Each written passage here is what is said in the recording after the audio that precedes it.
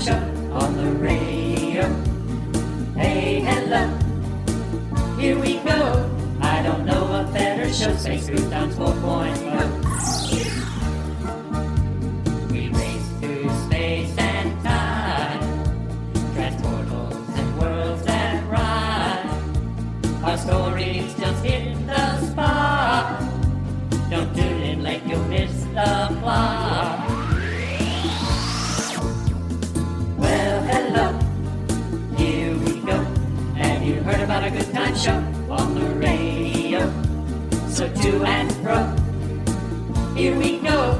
I don't know a better show, Space Croutons 4.0. Join us on our starship cruise while we endeavor to amuse. In each and every episode, we stream across the great cosmos.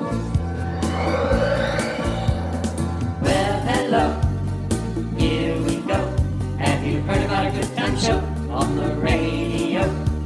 Look out below, here we go. I don't know what better show, Space Croutons 4.0. Well, Sally, it's that time again. Yes, Curdy, it is exactly 7 a.m. on March 16th. No, Sally, that's not what I meant at all. It's time for our current episode of Space Croutons, and time for me to wax poetically about the faithful listeners in our audience. We have the very best audience I could ever imagine.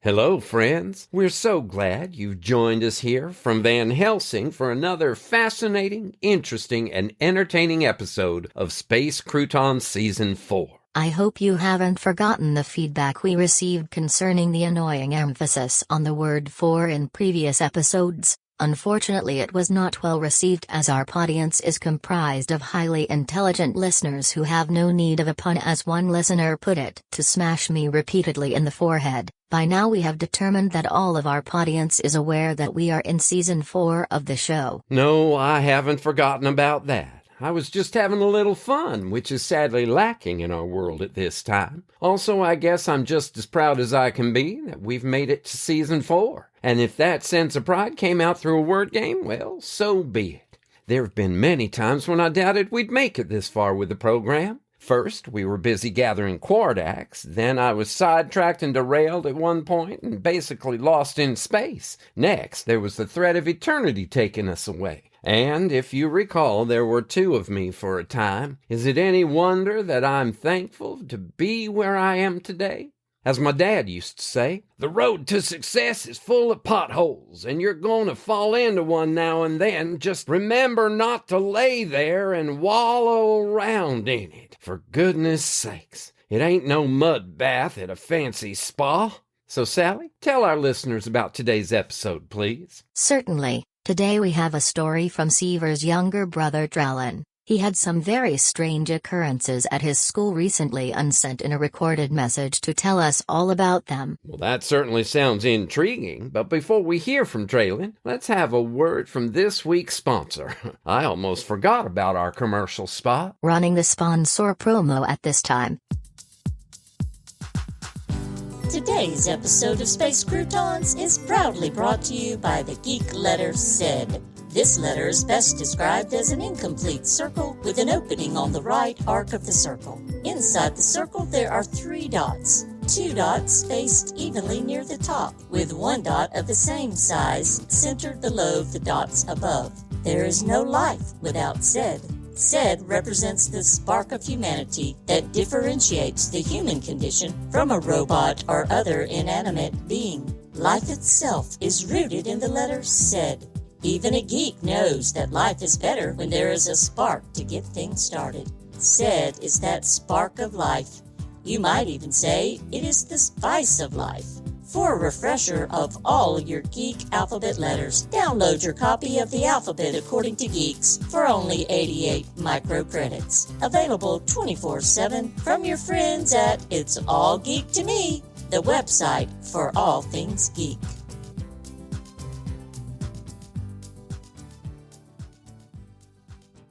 You know, I can almost see a face in the design of that geek letter.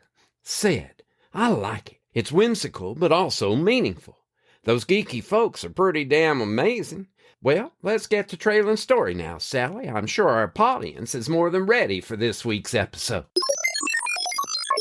Hello, Curdy. I hope you and Sally are doing fine. As for me, I've had a couple of close calls recently at school, in the art room of all places. I mean, you might expect to get hurt while at PE or run over by an oversized lunk of an 8th grader while trying to change classes, but ours is supposed to be a safe place. At least that's why my teacher, Mr. Potter, says. Anyway, strange things have been happening while we began our unit in 3D art, and we made some creatures out of clay. All right, everybody, settle down. Get quiet. Get still. Your eyes on me. That's more like it. Today we are beginning our unit working with clay. That's Mr. Potter. He's the new art teacher at our school, and he's pretty neat. To tell you the truth, last year's teacher was a horror show. He never let us do anything but draw. He didn't really challenge us to grow our skills or give us any new projects to complete. The rumor around school is that the principal fired him because he wasn't really doing his job. Mr. Dams was his name. The kids were not too nice to him either, from what I have heard. They made fun of his name a lot. You might remember in middle school, students be cruel to each other and their teachers. Well, they really ragged on Mr. Dams and would try to set him off. It was a game to see how fast each class could get Mr. Dams red in the face yelling. Do you think he could be glad to leave that kind of environment? But when he got fired, he supposedly cursed the art room and all of the supplies too. All my friends believe that Mr. Dams cursed the art room, but our teachers keep denying it. I secretly think some of the teachers agree with us. Recently, Mr. Potter tried to convince us that art room is not cursed. Students, I need to address a rumor that is going around school concerning Mr. Dams. It's not true that he was fired. He retired after working 34 years as an art teacher. Also, I do not believe that the art room is cursed. As a matter of fact, I don't believe in curses. It is kind of silly when you think about it, especially in these modern times. And before you say anything, lots of times clay pieces will break when they are being fired in the kiln. There is nothing unusual about that. It happens when students are careless with the clay and do not work it enough to get all the air bubbles out of the clay before they fashion it into their creations.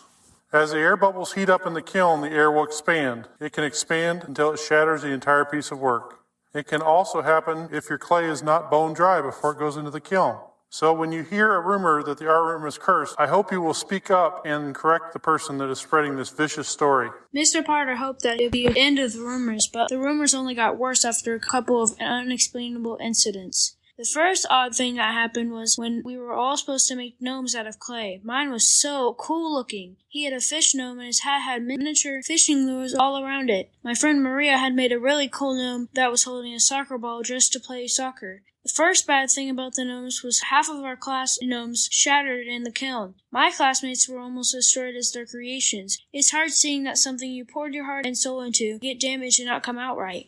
Mr. Potter passed off that as bad luck and not working the clay properly before firing in the kiln, but he had much harder time with what happened with the other gnomes. I know you students whose gnomes were shattered in the kiln are not happy about it, but I will allow you to make another gnome if you will come to open studio before school tomorrow morning or Friday morning. However, I don't find it amusing that the rest of you believe you can trick me into thinking that you didn't put those symbols on the hats of your gnomes. I am not sure what those letters are supposed to be, but don't try and tell me you didn't deliberately put them on the gnome hats. You may have been able to rile up Mr. Dams, but I don't get angry that easily. The weird thing is, Curdy, that we're telling the truth. None of us put any kind of letter on the gnome's hat, at least no one admitted to doing it. It was a really strange symbol more than a letter. The symbol was an incomplete circle with an opening on the right arc of the circle, sort of like the letter C, but inside the circle were 2 dots in the top hat, with 1 dot centered underneath. It made me think of a face with 2 eyes and an open mouth. Some of the students would try to rub the symbol off the gnome hats, but when they did, the gnomes would fall apart. The students were getting really weirded out, especially my friend from the Ukraine, Maria. I'm telling you, Trelen, these gnomes are not good. These symbols on the hats must mean something. Every time I look at my soccer gnome, it feels like it's staring right back at me. Where I come from, we have a folk tale called The Clay Boy. In it, an older couple were lonely and made a boy out of clay. They set the clay boy next to the fire on the bricks to dry. When the clay dries, the boy magically comes to life. At first, the couple is happy with it. and they treat the clay boy like a real child. But then the boy starts growing, and as he gets larger, he eats more and more. He gets so big until the couple who made him cannot afford to keep feeding him because he's eating so much. He eats all of their animals, and then he eats the couple. That is a terrible story. How does it end? The clay boy starts destroying a nearby village, and a large, tough goat rushes at him and smashes him into bits. That sounds more like an original Brother Grimm tale than a Disney version. Well, thankfully our gnomes didn't come to life. At least not yet. They still have to go into the kiln again for the glazes to harden. They aren't finished until they come out of the kiln that second time. I'm telling you, I have a very bad feeling about this. Well, Curdy, I'm telling you, I was pretty skeptical, even though I have been through some weird stuff before, like becoming a gas form myself, or when the Fluffernutter toys my sister had revolted built their own spacecraft and left this planet. That was just plain freaky, but I guess it was no surprising they were already alive. I just didn't believe anything like that would happen with those gnomes. When morning came, we had a great surprise. I have art first period, and when we arrived, Mr. Potter was frantically trying to clean up the art room. It was in shambles. There was paper strewn everywhere, bottles of paint, brushes knocked over, and the oddest thing was all the super small dots of paint that were covering the tables and floors. The little trails of paint were everywhere in the room. I guess Mr. Potter was too distracted trying to clean up the mess to notice these little bits of paint everywhere. He was busy trying to save his best brushes before the paint dried in them. If everyone will please take a cleaning wipe and clear up the area around your stations this morning, that would be a great help to me. Mr. Potter, what happened here? Well, it looks like someone broke into the art room last night and decided it was fun to destroy perfectly good supplies. Have you checked our gnomes yet? I have a bad feeling about them. No, I've been trying to get everything in order and ready for you guys ever since I first got here this morning. I haven't had a spare minute to pull your projects from the kiln. I've been planning on getting them out tomorrow. For today, everyone put your lunch boxes on the back counter. I cleaned it already. It wasn't too long before Mr. Potter discovered that his treat box of candy, crackers, and granola bars was empty. I could have sworn this box was more than half full yesterday. I guess the vandals who broke in here last night were hungry too.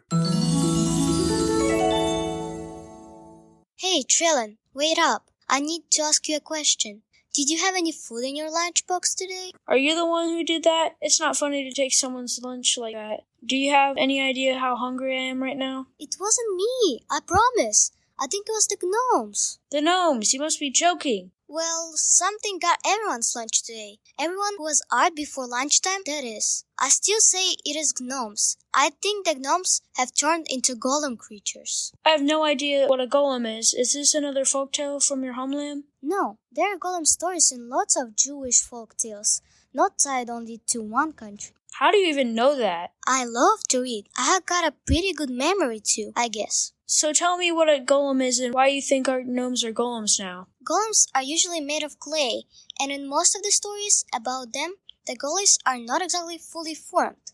Once created, they can follow directions, but you have to tell them exactly what you want them to do.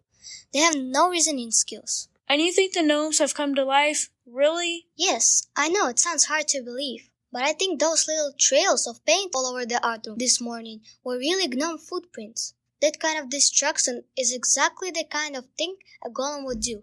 Plus, they are always starving, and if the gnomes have come to life, then they will explain why Mr. Potter's snack box was empty and why everyone's lunches were empty. That does sound reasonable, but it could also be due to the curse from the art room. When I think back, those little flecks of paint could have been tiny feet prints. What do you think we can do about it?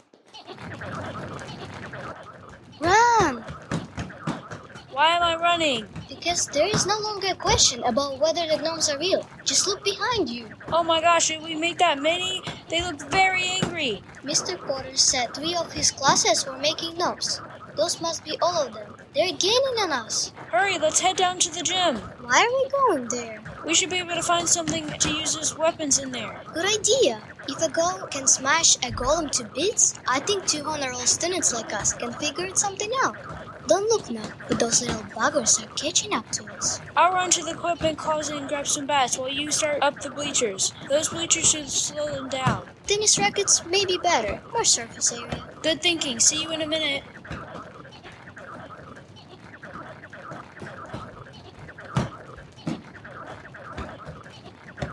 You're a genius. Those push brooms will be great with the long handles and wide sweepers. Look out! Here they come. Gotcha. Give me a break. Busted. Yeah! We made it, Curdy, by the skin of our teeth. I got a nasty bite on my ankle from one of the faster gnomes. Believe me, I'd never dreamed I'd be saying something like that. Mr. Potter says he doesn't believe in curses, but he won't let us make any more clay creatures either. The schoolmates and people are coming in to replace Kiln as well. The principal of the school came in and had a long talk with us about group hypnosis and tried to pass the whole thing off as some kind of illusion or magic trick. But I never heard of an illusion that left bite marks on people. You know, I guess those gnomes have been animated by creatures from another dimension if the old kiln was really some kind of portal, but I think the art room was cursed. Things have settled down for now. Next week we're making sock monsters. We could be in for more excitement. I'll keep you posted. That's all from Trelen for this week. Well, there you have it, folks. It's hard to imagine clay gnomes coming after people, but we know Trelen to be thoroughly trustworthy, and now it appears that he's battle-tested as well. Those gnomes always look so friendly in the lawn ornaments department, but believe me, I will never look at them the same way again. So listeners, if you have any adorable garden gnomes around the house, be watchful. And this is your host, Curdy Clammerwood, asking you to take care and keep peace in your hearts until our next story time. So check us out for Store and All. This season brought forth the new spacey early song. Oh, where's Space Croutons 4.0? Streaming through the stars in a great big foursome, 4x4. Now you know, here we go. Tell the world about a good time show on the radio. So join the flow.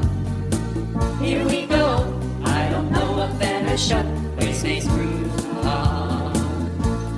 We're Space Croutons. We're Space Croutons. 4.0.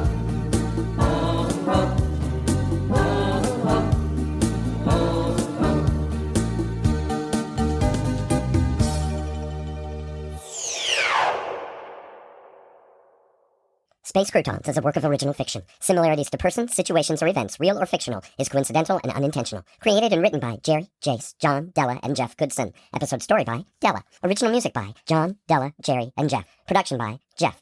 Featuring the voice talents of Joel Blakesley, Maria Iasinska, Jacob Blakesley, Jeff, and Sally. Entire work copyright 2023 by Jeff, John, Jerry, Della, and Jace Goodson. This has been a Good Witch audio production.